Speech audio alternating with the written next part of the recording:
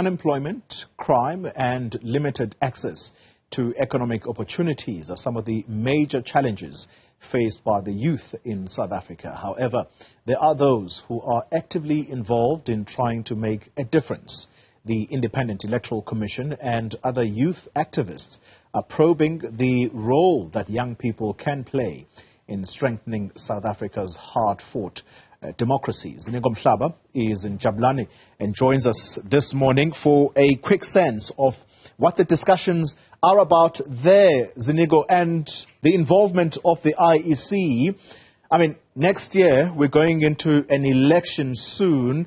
That suggests to me that the IEC could potentially also be involved in voter education. Why is it important for young people to come out in their numbers and voice exactly where they think this country should go in terms of the direction?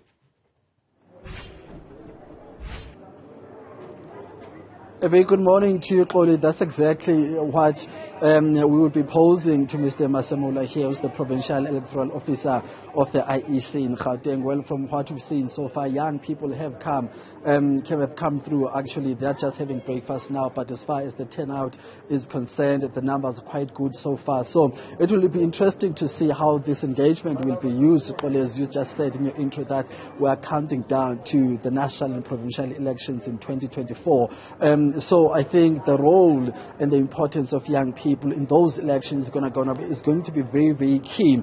I'm joined now by Mr. Thabo Masemola. As I said, he is the Provincial Electoral Officer here in Gauteng, who's going to be telling us about the background of this. Mr. Masemola, how important is it and what's the agenda? Greetings to you, Ziniko, and greetings to the viewers. The purpose of today's event is part and parcel of our program, in line with our action plan to engage young people, since we know that June is Youth Month in South Africa. But over and above that, our intention is to encourage young people to be active citizens in our democracy.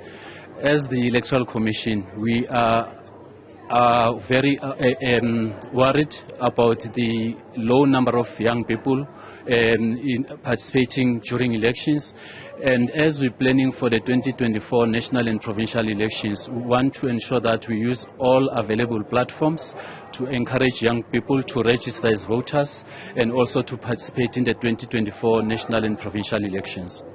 How strategic is it for the IEC to use young people who are already active in various spaces to talk to other young people? Is that a deliberate act, and the reason behind that, briefly? I think so, because they hold a strong influence. They are seen as influencers by young people, but if you get people, speakers who speak their language, they are able to connect with them.